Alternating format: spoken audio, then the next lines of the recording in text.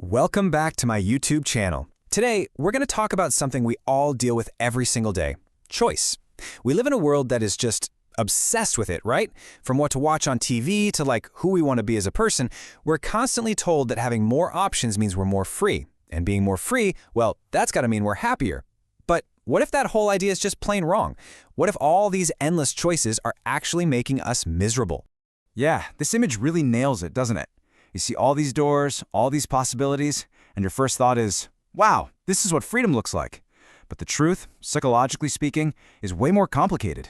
Having this explosion of choice can actually backfire, triggering stress, anxiety, and something called decision fatigue.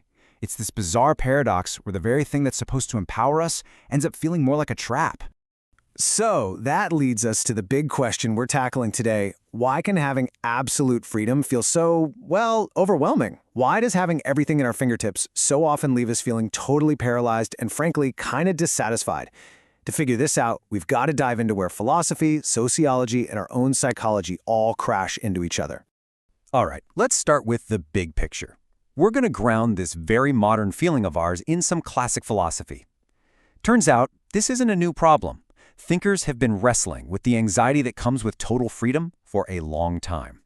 You see this quote, "Anxiety is the dizziness of freedom." That's from the 19th century philosopher Søren Kierkegaard, and it's a huge idea. He was basically arguing that anxiety isn't some kind of disorder, it's a fundamental, unavoidable part of being free. It's not like being afraid of something specific like a spider. No, it's that dizzy, vertigo-like feeling you get when you're staring into the sheer vastness of your own potential. To make this idea really stick, Kierkegaard came up with this brilliant analogy of a man on a cliff. So picture it, a guy is standing on the edge. Of course he's afraid of falling, that's natural, but the real anxiety, that deep down dizziness he's feeling, that comes from the terrifying realization that he is totally free to choose to jump.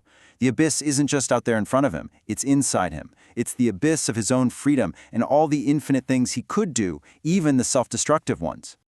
Okay, now fast forward to another famous philosopher, Jean-Paul Sartre. He took this idea even further with his famous line, "Existence precedes essence." What does that even mean? Well, think about a paper knife. Someone designs it with a purpose before it's even made. Its essence comes first. But for humans, nope. We're just born. We exist, and that's it. There's no predefined purpose, no instruction manual, and then, through every single choice we make, we have to build our own essence. Sartre called this being condemned to be free. You're stuck with this immense freedom, and with it, the massive responsibility of creating yourself from scratch. So you might be thinking, okay, that's interesting philosophy, but what does it have to do with me? Well, these ideas aren't just abstract thoughts. They have huge implications for how we live our lives today. Let's look at how our society has taken this idea of freedom and turned it from just a condition of being human into a command.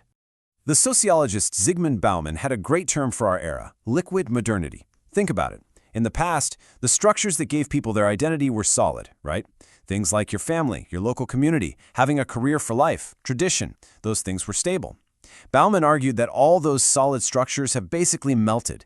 Now we live in a much more fluid, flexible, and unstable state, where everything feels temporary and is constantly changing.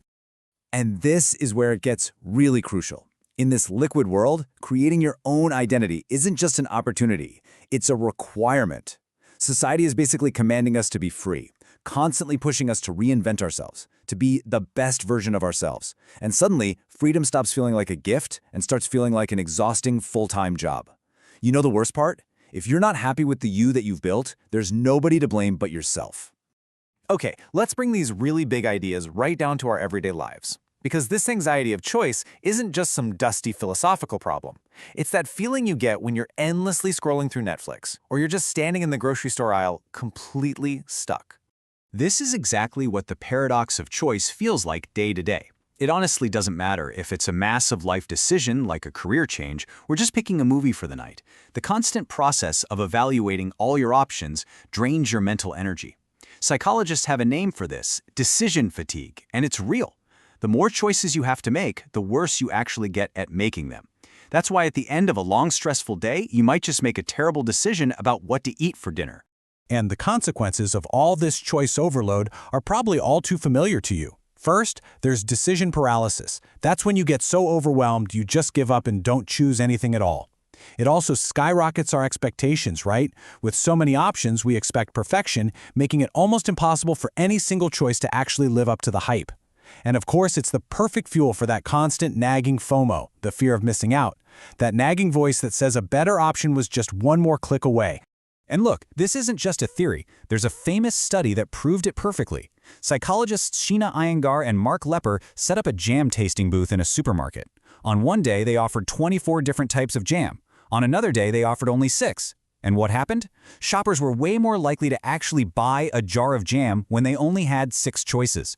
More options didn't lead to more sales, it led to paralysis and people just walking away. Okay, now we're going to get a little bit darker. Because when this burden of choice becomes too much to handle, our minds have come up with some, let's say, unconscious strategies to get away from it all, to literally escape from freedom. The psychoanalyst Erich Fromm made this really important distinction between 2 types of freedom. First, there's negative freedom, which is freedom from things, from external rules, from the church, the state, tradition. We've pretty much achieved this in the modern world. But the problem is, it can leave us feeling really isolated and powerless. Then there's positive freedom. That's the freedom to do something, the freedom to become our full, authentic selves and to connect with other people in a meaningful way. That's the goal, right?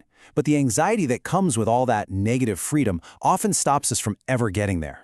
So Fromm argued that when the weight of all this freedom gets to be too much, we try to escape. He identified a few ways we do this. Some people look for an authoritarian figure, a leader, a guru, anyone, to just tell them what to do, to take the choices away. Others might turn to destructiveness, trying to tear down the very world that makes them feel so overwhelmed. But the most common escape route by far, he called it automaton conformity. It's where we just blend in. We adopt a ready-made personality from our culture, from social media, so we don't have to do the hard, scary work of building our own. Whew, okay. After all that heavy philosophy and psychology, you're probably wondering, so what can we actually do about this? Well, the good news is there is a practical, really empowering strategy to manage this burden of choice and get some peace of mind back. Psychologist Barry Schwartz figured out there are basically 2 types of decision makers. On one side, you have the maximizers. These are the people who are obsessed with finding the absolute #1 best option. They have to research every single possibility, which, as you can imagine, leaves them really prone to regret and dissatisfaction. But on the other side, you have the satisficers. Satisficers are just looking for an option that is good enough. They have standards for sure, but as soon as they find something that meets those standards, they pick it and they move on. And the research on this is super clear. Satisficers are consistently happier and more content with their choices. So how can you become more of a satisficer? It's really a 4-step process you can start using today. Step 1, figure out your goals. Before you even start looking at options, define what good enough actually means for you in this situation. Step 2, set some constraints. Give yourself a time limit for research or just decide you'll only look at 5 options, not 50. Step 3, pick the winner. The moment you find something that meets your criteria, pull the trigger, make the decision, don't keep looking. And finally, and this is maybe the most important step, practice acceptance. You have to let go of this myth of the perfect choice and learn to embrace the power of good enough. When you boil it all down, this is the crucial point we need to remember. We've been sold a total myth about freedom.